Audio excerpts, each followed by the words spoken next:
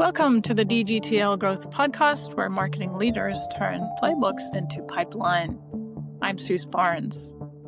Today we're talking about demand gen and digital marketing experience with Claire Brunner, Managing Partner, Client and Product Development at Enilon. Claire, thanks for being here. Hey, thanks for having me. I'm looking forward to it. Great. Tell us a bit about Enilon and what you do as Managing Partner, Client and Product Development, and a board director there. Yes. So, the first thing I'll say is that we get a lot of questions about the name Enilon. Enilon is an anagram for online. And so once you know that, I think it all just makes sense. The agency was founded in 2005. Right. And so this is our 20-year anniversary, and we've always been focused in the digital space. Hence where the name came from. So that's just kind of a little bit of background there. The agency, I would say for the most part, is the most simplistic to say we're pretty full funnel digital marketing, but we really focus in demand gen.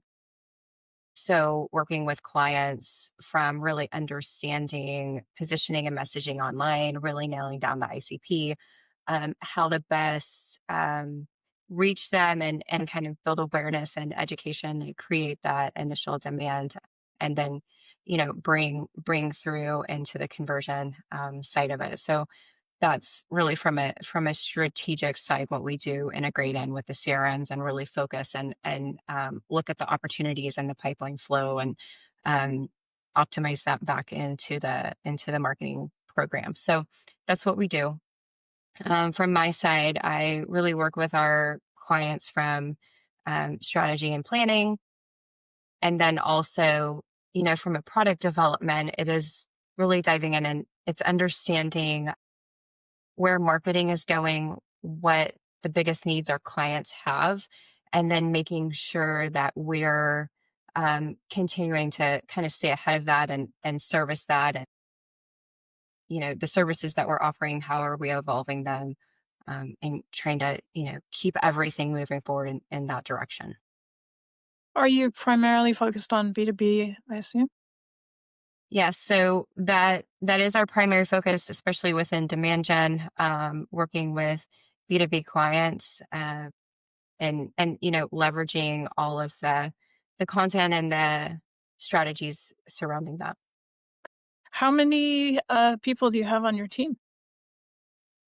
So we have about 12 full-time team members. And then because we do development services as well, and we have a development team, but when you get into technology, you can need a lot of specialty as well. So we have a really close network of contractors that we pull in for specialty needs. Great. Yeah, it's a common model we see. Yeah. Are there any strategic changes or innovations you're leading right now that would be interesting in terms of growth? Sure. I mean, if we weren't talking about AI, that would be Yeah. that would be a little crazy, right? So yeah, absolutely. So I believe marketing has changed. I mean, and what you guys do, centers around AI, of course. Yeah. AI's changed marketing and everybody's using it in their day-to-day job. I believe that AI is also changing the agency business model. And as an agency, if we weren't evolving, we would be, I don't know, dying. But that may be a little dramatic. That's kind of how Mhm. I feel, right? You Yeah. have to stay ahead and recognize the role that it's playing in marketing strategy and execution. So that really is something that we've been focused on. We've just recently released our AI platform that we're using with our internal teams and our clients to really help accelerate our demand gen programs. We're calling it EnilonIQ. But that has been, a really dear project of mine to help lead. And I mean, and the roadmap's long. I don't know if it'll ever be done, because it's just a continuation. But, kind of the genesis of where we're coming from, and some of the insights we were having about how AI is impacting marketing. It's like, I think, right, maybe a year ago or so, when everyone was kind of starting to dabble into it, it was kind of like you really didn't talk about it.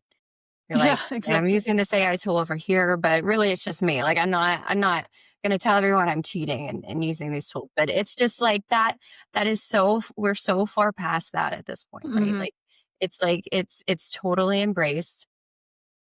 And so what we're seeing is, all of our clients, like marketer, everyone's using it and everybody has their preferred tools and their preferred LLMs that they're using.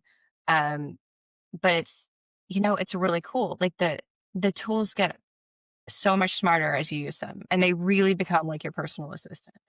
But the thing that, the interesting thing is that it's like, okay, well, I have my chat GPT and I have all my stuff set up in there and it's learning and it's getting real smart. And then, this person over here is doing their thing and it's learning and it's getting really smart, but that's siloed and it's disconnected. How much better could that be if we bring it all together? And then, another kind of insight is from the data platforms. It's like it is a pain. Like if you wanted to assess data and kind of brainstorm against that, you've got to export out from your platforms and get it into the right format and you've got to import it and you can have some good discussion, but it's only as good as that snapshot you provided. So, what happened, how cool would that be if we have live access to that? So and then from a competitor intelligence, like what if we could kind of proactively monitor what our competitors are doing? When we're running advertising, messaging is really important. Like the creative and the messaging behind ads it's equally as important as like how you're setting it up and targeting. I don't know, maybe even more important. I don't know if I could debate that right now, but Yeah. like you can target well, but if you're not like having the right conversation then your ads aren't going to perform. So, being able to constantly kind of brainstorm and assess against the messaging that your competitors are putting out, knowing where your value proposition is and kind of proactively and quickly continuing to ideate and brainstorm on creative messaging to continue to help your ads perform. That is an amazing use. I feel like there's one more that I'm forgetting. But anyway, so that's kind of the genesis behind what we've been developing and building, not as a shiny object, but really as a how do we continue to connect marketing as an agency that has really been kind of a core of our belief.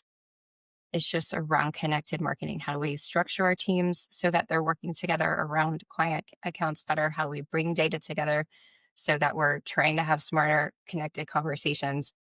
And this is just kind of another tool that's helping us do that and then allowing both our internal teams and our clients to work against this so that it just continues to grow and get smarter. So and having proactive things that like ping you and be like, hey, maybe here's some opportunities in the account that you should look at or things like that. So it's pretty robust. And then we just have some further visions of how it's supporting just agency operations on an internal perspective. So anyway, that's kind of a long story, but that's in a nutshell. We have it released right now in beta to our clients and continuing, to make, continuing to evolve it, make updates, release more features, and really use it to help support our business and the work that we do. So yeah, so that is a long answer to your question of some maybe a passion project or kind of something that we've been working on that I've been really involved in. It sounds wonderful. It sounds like it's like most of digital marketing continues to adapt with the industry changes and trends and continue. You have to keep updating it like software, right? It's a constant iterative process.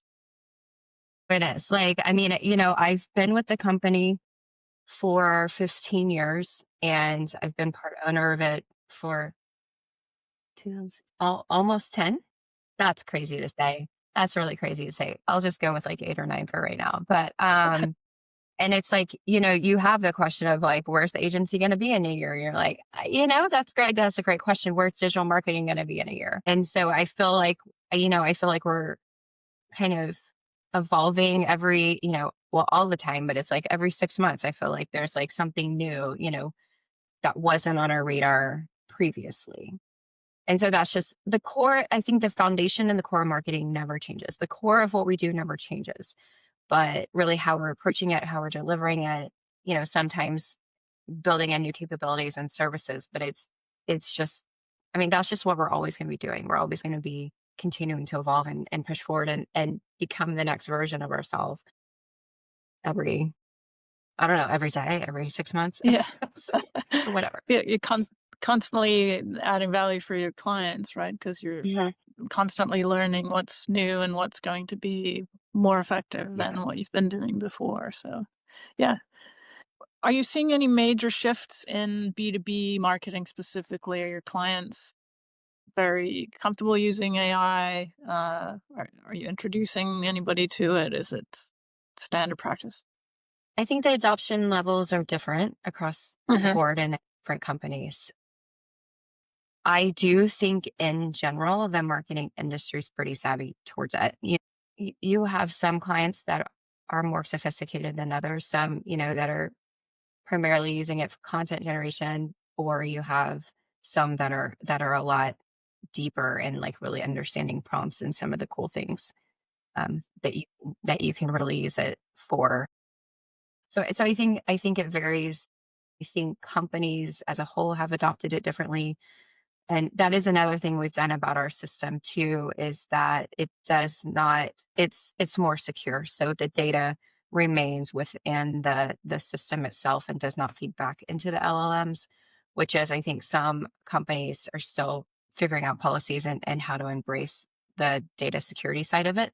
Um, so that is something that we've also incorporated into EnilonIQ. So to help with the comfortability of the company usage of it.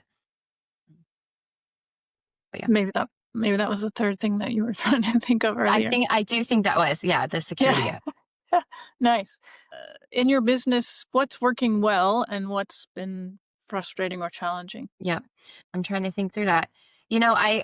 It's interesting. So one of the services, I mean, I think challenges would be as as the marketing platforms change and evolve, making sure that we're testing where we need to, understanding as quickly as we can, and like just learning how to pivot. Like, and just, an interesting thing that I'm watching often is just Google. I know we're talking about ads. I mean, whether they keep evolving and changing and rolling out their how they're approaching AI with their ad. Hmm. So like PMAX has been an interesting journey. Max is rolling out and we're testing that. But it's kind of like as all these channels continue to test with AI, it's, the level of experimentation and learning and testing that you're doing with them and just, just trying to like really stay educated and ahead of what's going on there. AI optimization as well as another, something that we now just inherently do with SEO. So just evolving strategies there. So I think it's just you got to stay on your game all the time as Yeah. far as how you're evolving your services. So that's, and it even impacts like how we do development and how I'm making sure we're staying efficient, but maintaining the quality and, finding the balance. And so that's really just, I think the opportunity and the challenge right now is just staying ahead of the changes that are rolling out rapidly. Hmm. Yeah. Yeah. It's fire hose type. It is. It is.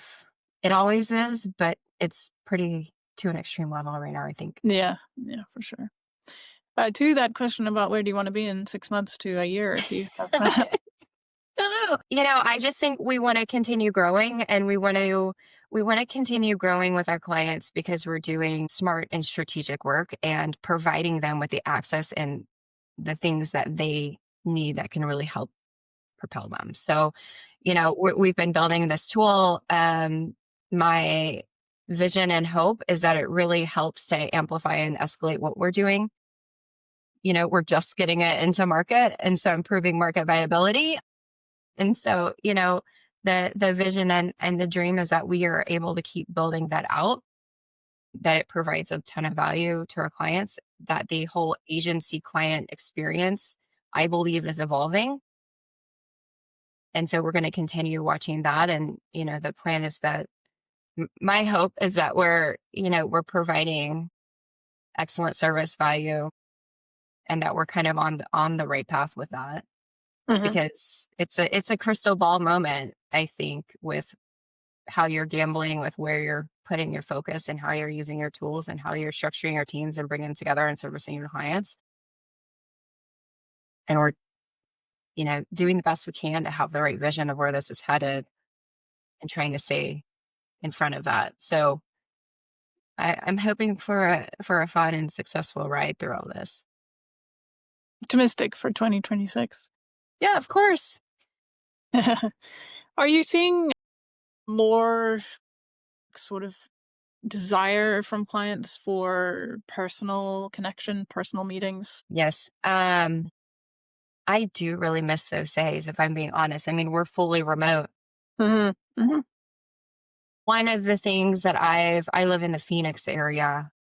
And so one of the things that I've done, would prefer to do on a more regular basis, but I have done like over the past couple years, is host marketing lunches, um, and invite, heads of marketing from different companies around the area. And we pick a topic, um, discuss together. And I have found that every time I've hosted one of those, it's been an extremely valuable and fun experience. Like, everybody appreciates being in the room because you're so, like, you just get like, you just get so siloed and kind of focused in your just routine. And it's hard sometimes to like commit to a lunch and be like, oh my gosh, I have to like get dressed up and I have to get out of my house. But like once you Yeah. do, like it's so impactful. Hmm. It's so Yeah. impactful. I had someone reach out to me a couple of days ago and be like, hey, it's time for another lunch. I'm like, you're right, it is. We need to put that together. They're fun. They're fun. I think people really value the personal connection when you can make it happen. Yeah, absolutely. I really love your name. I really love that you told that story because I wouldn't have got it. And I'm excited to see what happens for Enlon Enilon IQ. Is that, did I get that Yeah, right?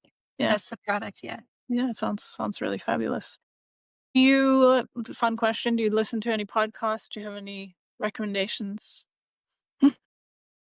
Oh, geez. I'm kind of all over the place with that. I would say one of the podcasts that I used to listen to a lot, it's shifted. So I don't follow it as closely, but I used to always enjoy following Chris Walker. I feel like he's been a really strong influencer in the B2B Demand Gen space, Mm, and okay. his agency Refine Labs. Chris has left, and the conversations have shifted some. So, but if you ever want to go back and listen to some of the old stuff that Chris Walker did from years ago, it's still hyper relevant, I think, to B2B demand gen. And I think it still continues to talk about a big mindset shift just in regards to the role of demand gen, where where lead gen has failed us and really kind of set businesses up for lack of growth, and just kind of the importance of expanding, um, I think, just overall marketing strategy back into really focusing on full funnel, and really the importance of the awareness side of it and the education, and how you actually you you can't, it's hard to track marketing one to one from just strictly attribution platforms. There's other tracking KPIs that you need to have in place. So there's just some fundamental strategic things that are just so important. And this is stuff Chris was talking about, I don't know, 3 years ago, but it's still very valid today. And I think it's still something everyone needs to be learning about. So if you never listen to that, I would recommend that. And I mean, and then as far as like, I think that's mostly it from a consistency standpoint. I see a lot on social and am on LinkedIn all the time and just constantly consuming all sorts of different content. Well, that's a great one. Thanks. Just on you mentioned Google Ads and PMAX and all of the different things that are going on with demand gen for B2B. Are you doing any demand gen campaigns in Google? And the naming of demand gen, the demand gen tactic inside of Google is a bit questionable in my opinion, but curious if you're using it. Yeah, I mean, we absolutely use Google Ads in all of our campaigns. Mhm, mhm. But They have, you're talking about the demand gen very specifically yeah, within yeah. that. Hmm. Yeah. So it's funny. No. Um, Well, eh, it does seem more consumer focused because it's YouTube and Gmail and Discover, which is it's, that very specific, I don't ever know if channel's the right word, platform, tactic of channel. Yeah. tactic. Yeah. So thank you. It is very much on the awareness side. It's not Hmm. as conversion focused. Yeah. Hmm. And so I think when you have the objective and the budget very specifically for this, like, hey, we just want to get out there and we just want to like really blanket awareness. And then we have some of those assets that are really good for it. I think there's a specific time and place for that. But if I think about most of the campaigns that we're running right now, no, they're actually Yeah. not using that. Yeah. So yeah, which is ironic. Yeah. No. That's the point. Sort of. I've always been amazed that they've called it that because it just doesn't seem to be demand gen in the true sense of the two words, I guess. So Hmm. Yeah. So anyway, yeah, interesting question. Good one. yeah. Thanks. Well, I think that's good for the show, unless you have anything else you want to add, or would you like to share how people can reach you? Yeah, absolutely. So, I mean, you can find me on LinkedIn. Hmm. My name's Claire Brunner, or you can always visit our site. You can send in an email. So lots of ways to reach out. LinkedIn's probably one of the best. I'm pretty responsive there. Great. Well, thank you so much again, Claire. It's been a pleasure, and I Thank look you so forward much. I to enjoyed it too. following in your success at Enilon. Thank you so much.